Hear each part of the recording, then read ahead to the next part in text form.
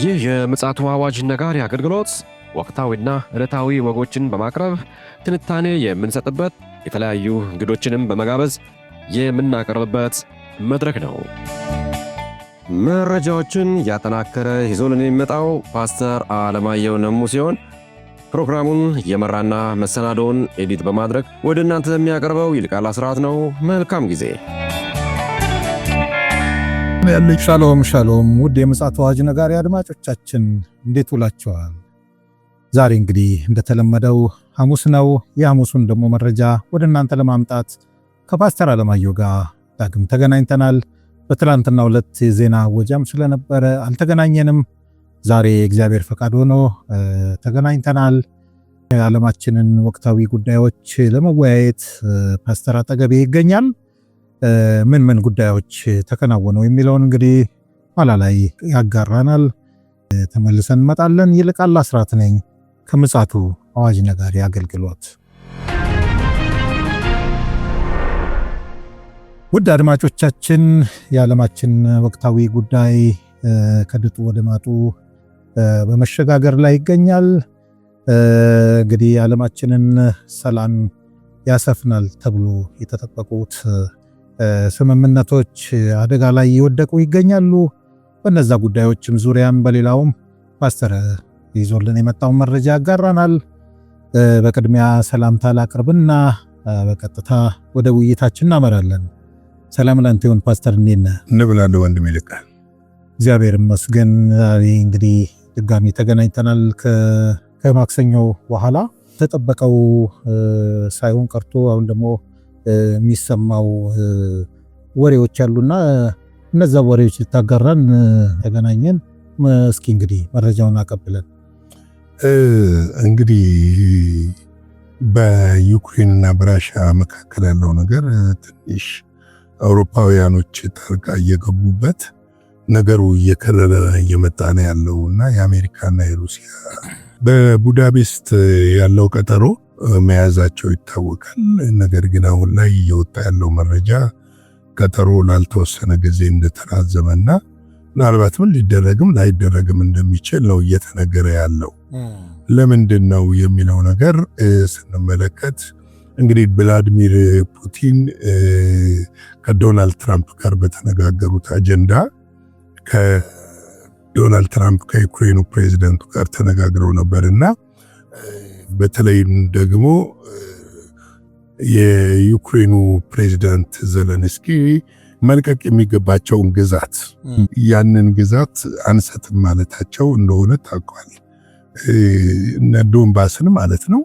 ያንን ግዛት እንደማይለቁና እንደማይሰጡ ተናግረዋል። ነገር ግን ዶናልድ ትራምፕ በዚህ ትንሽ የተበሳጩ ይመስለኛል። እንግዲህ እዚህ ጋር ሚዛኑ የሚያሳየው አውሮፓውያንም እንዲሰጥ የግዛት አይፈልጉም።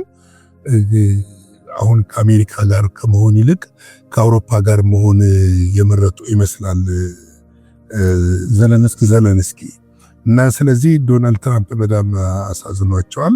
ቡዳፔስት መሄድበት ጉዳይ የለም ነው ያሉት። እንግዲህ እሳቸው ትልቁ ዓላማቸው በዳቮስ ከቭላዲሚር ፑቲን ጋር ተገናኝተው ያው እሱም ተስማምቷል። እንግዲህ አንተም ተስማማ ከሆነ በዚህ ጉዳይ ላይ ድርድሩ ወደ ፊርማ ሄድ የሚለውን ነገር ለማንሳት ነበር። ነገር ግን አውሮፓውያኖች አሁንም ትንሽ ዶናልድ ትራምፕን ያበሳጩተዋል። ምክንያቱም ከጀርባ ምንም አይነት ግዛት አይሰጥም የሚል ነገር ግፊት እያደረጉ ነው ያሉት። አሁን እነ እንግሊዝም እነ ጀርመንም ያው መሳሪያ እያቀረቡ ነው። ግን የሚያቀርቡት መሳሪያ ያው በገንዘብም ነው። ስለዚህ ምንድነው ያሉት ዶናልድ ትራምፕ ኦኬ ይሄ የማይሆን ከሆነ ፑቲን ጦርነቱን ይጨርሰዋል ብለዋል። ግን ተስፋ አልቆረጡም፣ ግፊት እያደረጉ ነው ያሉት። ስለዚህ ምንድነው አንዳንድ ተንታኞች የሚሉት አስቀድሞውኑም በስልክ እነሱ ስለጨረሱ ስብሰባው አላስፈላጊ ነው፣ ምክንያቱም ሁለቱ ሀገሮች በስልክ ወስነዋል የሚል ነገር ነው ያለው። ነገር ግን ይህንን ውሳኔ ዩክሬን አልቀበልም ማለቷ ስብሰባውን እንዳስቀረ እየተነገረ ነው ያለው። እንግዲህ እነዚህ ነገሮች እየገፉ እየመጡ ነው ያሉትና በተለይ አሁን ላይ ምናልባትም የአውሮፓ ሀገራት ዩክሬንን ሙሉ ለሙሉ ተሸክመው ይዘው መሄድ ይችላሉ ወይ የሚለው ነገር ጥያቄ ውስጥ የምትከተው ነገር ነው። ምክንያቱም የዩክሬን ኢኮኖሚ የደቀቀ ኢኮኖሚ ነው። ሙሉ መሳሪያና የተለያዩ ፍጆታ ነገሮች ከአውሮፓ ነው ድጋፍ እየተደረጉ ያሉት። ከፍተኛውን ድጋፍ ታደርግ የነበረው አሜሪካ ነች። አሜሪካ ይህንን ድጋፍ የምታቆም ከሆነና ፊቷን ወደ ከዩክሬን ላይ የምታነሳ ከሆነ ምናልባትም ከአውሮፓ ጋር ከኔቶ ጋር ባይሆንም ከአውሮፓ ጋር ውጊያ ሊጀመር ይችላል። ምክንያቱም ኔቶ አሜሪካ ስለሆነች ዋና አዛዧ ከዛ ውስጥ የምትወጣ ከሆነ ከዚህ በፊት እንደውም ዶናልድ ትራምፕ እኮ መጀመሪያ እንደተመረጡ ይሄን ነገር እኮ አንስተው ነበረ ከኔቶ እንወጣለን የሚል እውነት ነው። እና አሁን ምናልባትም አሜሪካንን ያስቀየመ ስራ እየተሰራ ስለሆነ ምናልባትም ይሄንን ቆም ብለው ያስባሉ ተብሎ ይጠበቃል። እንግዲህ ይሄ ሁኔታ በእንዲህ እንዳለ ጦርነቱ በቀጠናው ተፋፍሟል። በተለይም ደግሞ በእንግሊዝ ሚሳኤሎች ራሻ መመታቷ ሰሞኑን ለእንግሊዝ ከፍተኛ ማስጠንቀቂያ ተሰጥቷል። እንግዲህ ድንገተኛ አውሮፓን የሚያጥለቀልቅ ጦርነት እንዳይፈጠር ስጋት ተፈጥሮ ነው ያለው። እንግዲህ ለቀር ያለኝ ነገር ይሄ ነው። እግዚአብሔር አምላክ እንግዲህ ለሁላችንም እንድንጸልይ የጌታ ጸጋ እንዲበዛልን ከጌታ ጋር እንድንጣበቅ ሕይወታችንን መስመር እንድናስይዘው ወደፊታችንን ወደ ወንጌል እንድንመልስ ያስፈልጋል። ምንም ቦታ ላይ እኔ ወንድም ልቃሉነቱ ምንም ቦታ ላይ ዋስትና የለም። እውነት ነው። እኔ ሶስተኛ ዓለም ጦርነት ይነሳሉ ብትለኝ ይነሳል ብዬ ነው የምነግርህ። ደፍና አድርጌ መቼ ይነሳል አናውቀውም። ግን ድንገት ይነሳል። ድንገት የትም ቦታ ላይ ስምምነቱ የለም። ስምምነቱ ይሄ ብቻ እኮ አይደለም። አሁን እኮ ከቻይና ጋር አሜሪካ በከፍተኛ ሁኔታ ተፋጠረ ያለችው። ከሰሜን ኮሪያ ጋር እንደዚሁ ነው ያለው። ኢራንም እንደዚሁ። አዎ። እና ምንድነው መቼ ነው ድንገተኛ የሆነ ነገር እንደሚነሳ ምንም ጥርጥር የለም። ምንም ጥርጥር የለም። በእርግጥ ቀጠናው ሀገሮች በጣም ፈርተዋል። ሩሲያ ማለት ሌላ ኃያል ሀገር ነች።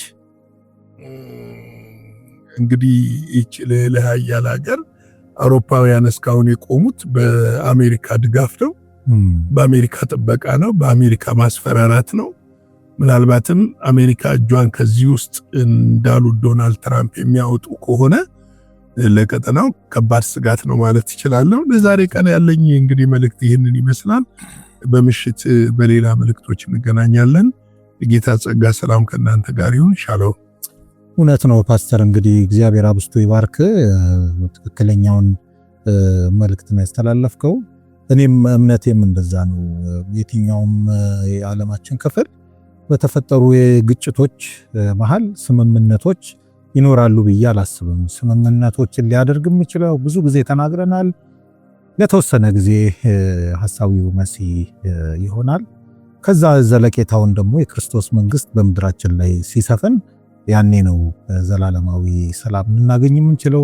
ነገር ግን ከኛ ምንድነው የሚጠበቀው ከተባለ ሁሌ ንቁና ዝግጁ ሆነን ጌታ ኢየሱስ ክርስቶስን የመምጣቱን ቀጠሮ መጠባበቅ ብቻ ነው የሚያዋጣን። ስለዚህ እኛም ያላሰለሰ ጩኸት የምንጮኸው ለዛ ነው። ምልክቶች ሁሉ ተፈጽመዋል። ትንቢቶች ሁሉ ወደ መገባደጃው እየሄዱ ነውና የዓለማችን የመጨረሻው ጠርዝ ላይ እንደ መዳረሳችን መጠን የሚያማልሉ ነገሮች፣ የጊዜያዊ ነገሮች ልባችንን እንዳይወስዱ ጥንቃቄ ማድረግ አለብን እንላለን። እንግዲህ ውድ አድማጮቻችን ለዛሬ ቀን ይዘን የመጣ ነው መረጃና መልእክት ይህንን ይመስላል።